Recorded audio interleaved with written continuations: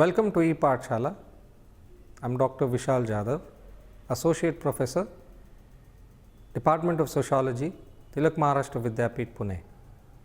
Today we are going to look at the module called Marx's Method of Political Economy, which comes under the paper titled Classical Sociological Theory.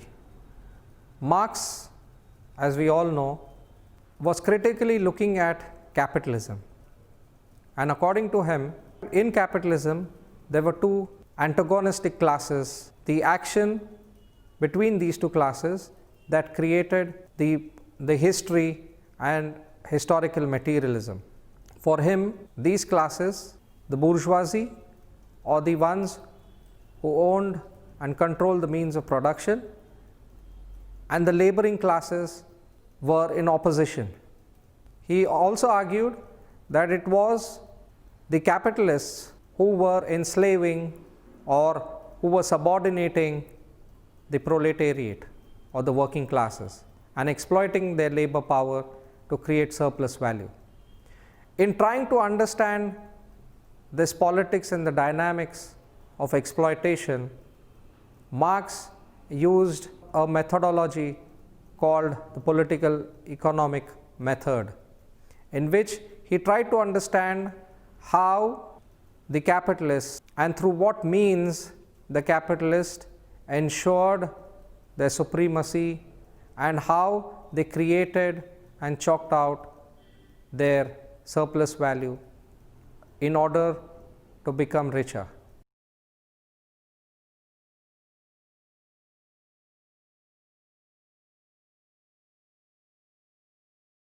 Marx deals with his method of political economy and his draft outline of his magnum opus Kapital, which got published as Grundrisse Outline of the Critique of Political Economy. To understand the bourgeoisie relation of production, classical political economists developed several categories through which they seek to explain its contradictions. However, to Marx it seems to be inadequate, and the interconnectedness of these categories do not allow the expression to the real contradiction that is between capital and labor. Based on his distinct method, Marx developed his own economic science that provides a critical analysis of the capitalist system and identifies its inherent tensions and contradictions. However, there is substantial debate over the interpretation and the validity claims of Marxian economics. The three important fields of scholarship to understand the nature of modern society during Marx's time, namely classical political economy of Adam Smith and David Ricardo, utopian socialism and Hegelian idealist system, were considered by Marx as bourgeoisie knowledge, against which he developed his own critique, but also incorporated several important elements from the system of thought. Adam Smith was a Scottish political economist and philosopher. The Wealth of Nations was published in 1776. He is considered as the father of political economy. David Ricardo was an English stockbroker. He made a fortune in the stock market as a young man and then became a political economist. His Principles of Political Economy and Taxation was published in 1817, and it became the model for much of the abstract economic theorizing which has followed. While Ricardo was interested in current economic issues, his main contribution was his incisive analytical propositions. George Wilhelm Friedrich Hegel was a German philosopher who developed a dialectical scheme that emphasized the progress of history and of ideas from theses to antitheses and thence to synthesis. Along with the dialectics, nothing stands still. Everything changes through time. Living is also dying. For instance, the basic proposition in Hegel, the Hegelian notion that history was not a random process but comprehensible and governed by objective laws, influenced by Marx's thinking. The development of reason or the spirit, as Hegel put it, was the primary factor in human social development, and social institutions are representations of the human consciousness shaped by this factor. This process was not uniform but dialectical, and at each stage in its development there were inherent conflicts and contradictions, giving rise to neo-synthesis consisting of opposing propositions, but the resulting unity similar to all other existence in the universe governed by the law of change, strive for newer conflicts and contradictions to appear. Dialectics is fraught with the difficulties of making perfect definition and elaboration.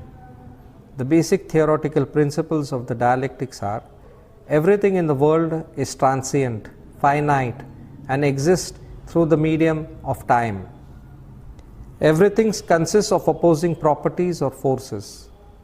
Gradual changes lead to turning point, quantitative changes lead to qualitative changes, and the final one, change doesn't come in a circle but reaches a new level so envisaged in a spiral helix. It is with Hegel, however, that the modern notion of dialectic crystallized. While his thinking was shaped by Kant's discussion of antinomies in the Critique of Pure Reason, Hegel considered dialectic a medium of truth rather than a means to uncover illusion. Above all, Hegel's dialectic was based on his emphatic belief in connectedness, or the interrelationship of all aspects of the universe. Hegel's followers were divided on the idealist and materialist lines.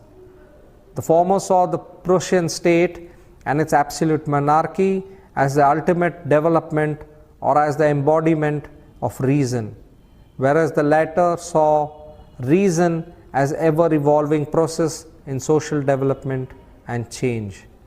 Marx himself was one of the latter, influenced by another Hegelian, Feuerbach, a materialist who criticized Hegel for his idealist views on the nature of the state.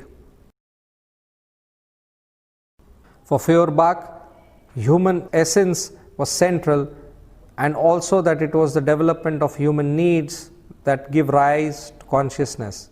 Marx, like Feuerbach, argues that the way people think about the ideologies that exist in society are products of the material circumstances around them, more specifically the production forces and the production relations in society, but human nature is basically formed through evolution.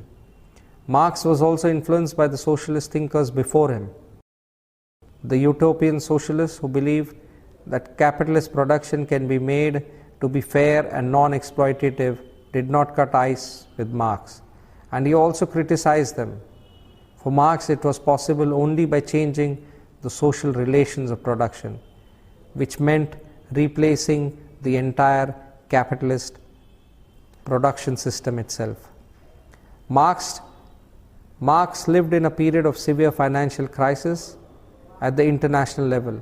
He was of the opinion that existing economic science was inadequate to explain the reality of the overproduction, problems of exchange, suffering of labor, and the rising inequality among the social classes.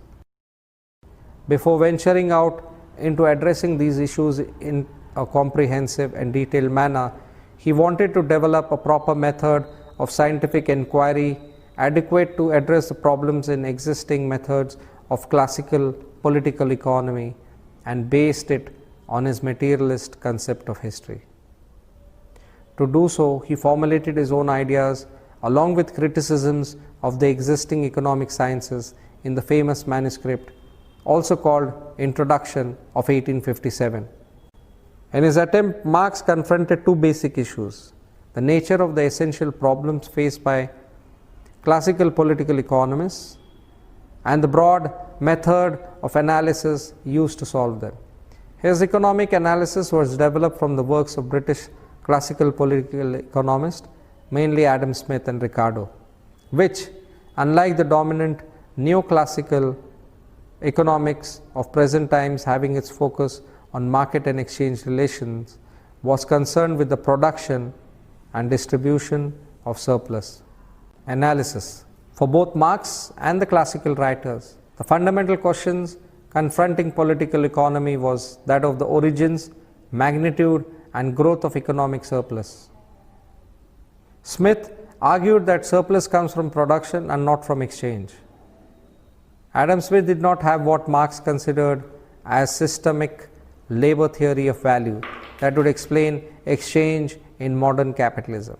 Even though Marx was critical of Smith, he picked up some of his ideas and developed them in more systematic ways. Labor theory of value was its key constituent that envisaged the labor used for commodity production, giving them value and determining the long run prices, whereas market prices were short run prices, which would not necessarily reflect values as they could be affected by occasions and incidents such as wars, famines, etc. Ricardo developed a more complete labor theory of value than did Adam Smith.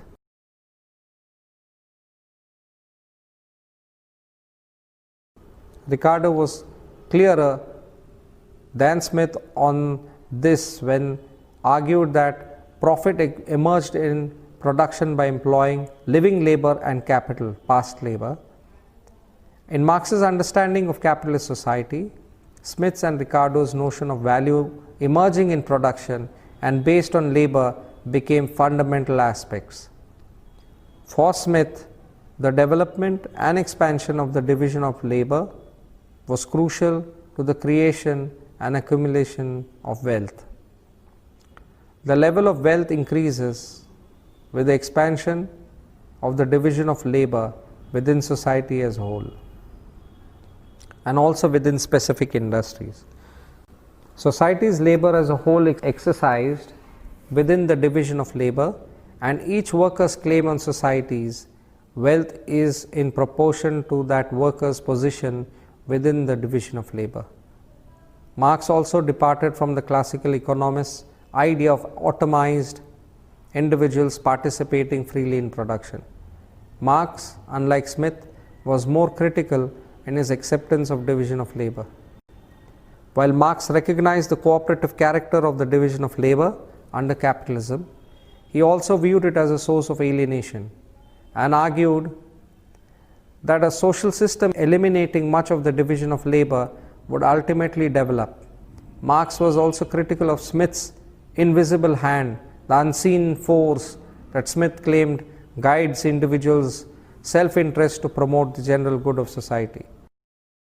Adam Smith was of the view that individual not only existed independent of society, but also were capable of producing outside the society.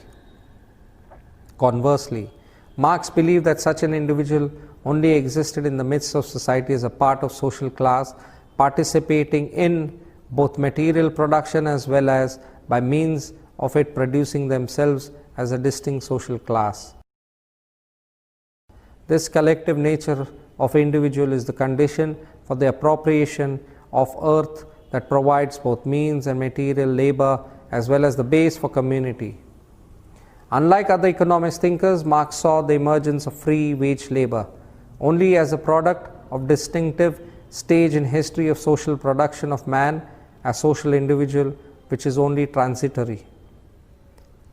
These primary relations between activities of human beings and the earth by means of labor is the basic departure that Marx made from his predecessors.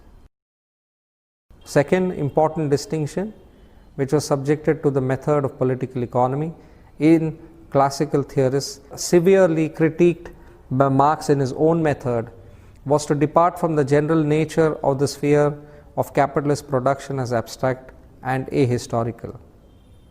Also, such an abstraction, along with its constitutive elements in classical economy, although were helpful in representing the broad phenomena of production, but were insufficient to explain specific aspects, most importantly, the source of value in commodity exchange. Marx's method, in both historical and theoretical, by focusing on commodity as the theoretical concept, Marx developed the understanding of the nature of surplus value, capital, and capitalism. Marx's analysis is also historical in that the institutional prerequisites for reaching this stage also have to be present. For exchange value to emerge, markets and exchange must reach the stage whereby the exchange is regularized.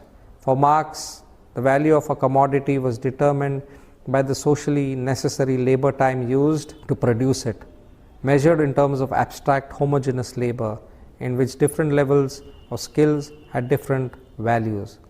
Thus, a commodity would have a value determined by the labor time required to produce it on the average. The commodity form and labor. According to Marx, it is human labor as abstract universal labor that gives its product a commodity form. Without this analytical form, the mechanism of exchange and the entire process of value creation in market societies cannot be understood. The dual nature of commodity in capitalism, consisting of use value and exchange value, is crucial to this understanding. Marx is not concerned with analysis of the use value of the commodity, but examines the source of the exchange value of the commodity. However, such analysis is not possible without the notion of use value. Even though the use values are given as the basis of the wealth of society, the material depository of exchange value, and it becomes real only in individual or productive consumption. It is exchange value that draws Marx's attention in explaining abstract labor and surplus production in a capitalist society. As Marx notes, if then we disregard the use value of commodities, only one property remains, that of being product of labor. But even the product of labor has already been transformed in our hands. If we make abstraction from its use value, we abstract also from the material constituents and forms which make it a use value. It is no longer a table, a house, a piece of yarn, or any other useful thing. All its sensuous characteristics are extinguished. Nor is it any longer the product of labor of the joiner, the mason, or the spinner, or of any particular kind of productive labor. With the disappearance of the useful character of the products of labor, the useful character of the kinds of labor embodied in them also disappears. This in turn entails the disappearance of the different concrete forms of labor. They can no longer be distinguished, but they are altogether reduced to the same kind of labor, human labor in the abstract. Capitalist society runs through exchange in goods and services. In order for a commodity to have exchange value, the object or service must be exchanged for another commodity in a market. For exchange value to become established on a consistent and ongoing basis, there must be some form of regular, well-established market exchange. Such market exchange is not natural. It is not just haphazard or irregular, nor is it distribution or redistribution of objects in a cooperative society. Marx argues that political economists looked on exchange value as either inherent in the commodity or arising in the very early stages of a barter economy. For Marx, exchange values to be established, there had to be reasonably well developed division of labor, so that people are not self-sufficient and need to obtain use values or commodities from others. Marx's discovery of the twofold nature of labor contained in commodities also implies that in the capitalist mode of production, all particular human labor is emptied of its particular characteristics and reduced to simple universal labor, or in Marx's words, since capital as such is indifferent to every particularity of its substance and exists not only as the totality of the same, but also as the abstraction from all its particularities, the labor which confronts it likewise subjectively has the same totality and abstraction in itself. Method and object of analysis. The Hegelian dialectical philosophy is the most important influence on Marx's method. To put it simply, dialectics is the best method and abstraction is the conscious crystallized in material existence, or sometimes misleadingly put as false conscious in Marx's conception of materialist history. Marx's method has remained one of the most difficult challenges to grasp in its fuller sense of theory and practice. Dialectics essentially revolves around social epistemology, theory, and the political struggle, practice for consensus and coherentism. It shows that truth is a created platform for collectivity, for cultures to either become opposites, distinguish, offer each other challenges, or to resolve differences and merge syncretism. Marx's method is often referred as political economy, that has to do as much to method of analysis as it does to a particular object of analysis. In fact, what makes Marxian political economy distinct from other methods of analysis is that through its own particular movement, the distinction between method and object is intentionally dissolved. In other words, method and object reveal a shared identity in the historical movement of the social formation itself. Even though one may restrict Marx's method at the level of the formal analysis of capitalist production and exploitative labor processes, it goes beyond into the future, suggesting a common goal for all human beings towards the full expression of the humanity, manifesting itself in creative labor.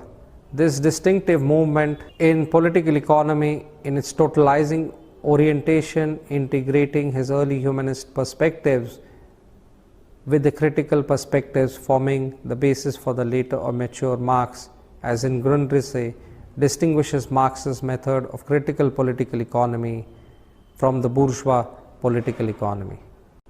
Historicizing dialectics.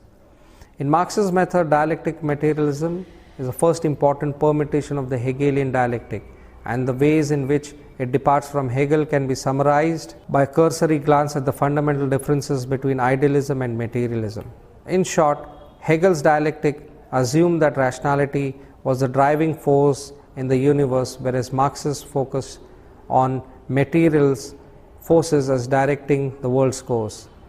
Dialectical materialism, also referred to as the philosophy of Marxism, in contrast in relation to Marxist science, distinguished as historical materialism is in its own understanding, is crossbred from the union of two bourgeoisie philosophies, the mechanistic materialism of the scientific revolution and enlightenment, and Hegel's idealist dialectics.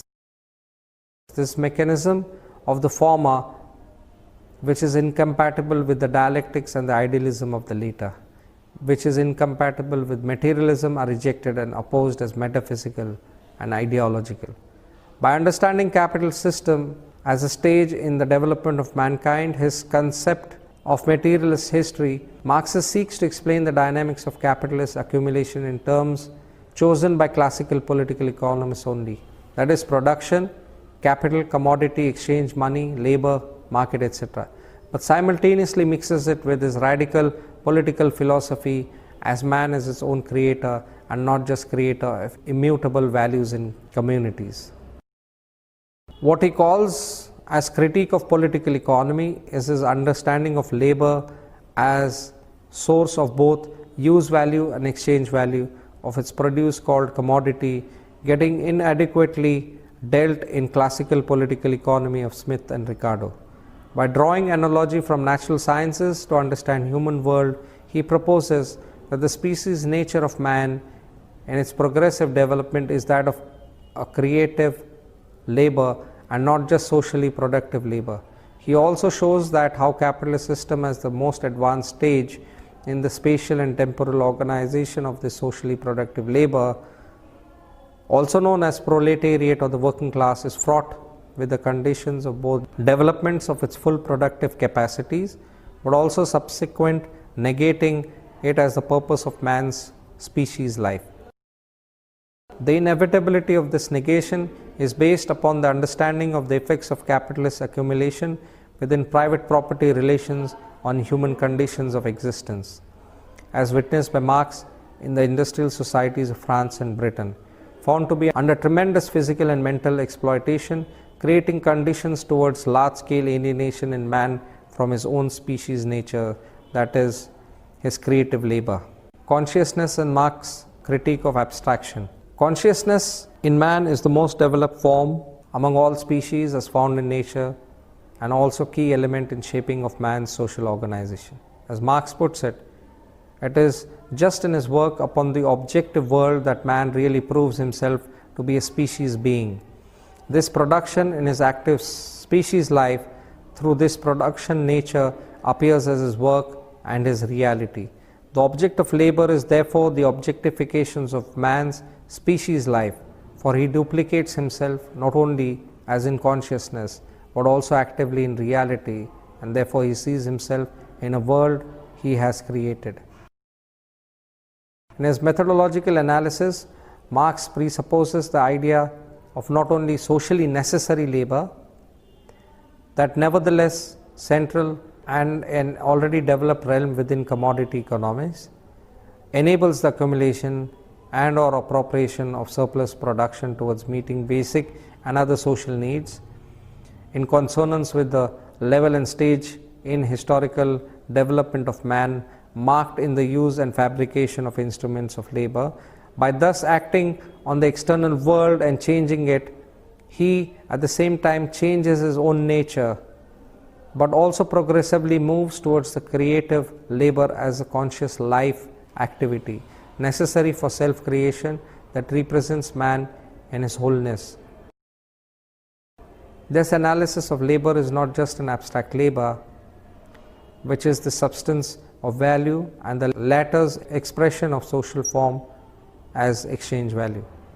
Experience shows that this reduction of concrete labor into abstract or simple labor is constantly being made. A commodity may be the outcome of the most complicated labor, but through its value it is posited equal to the product of simple labor.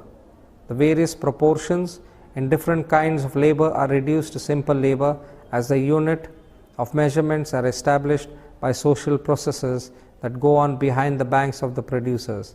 These proportions therefore appear to the producers to have been handed down by tradition.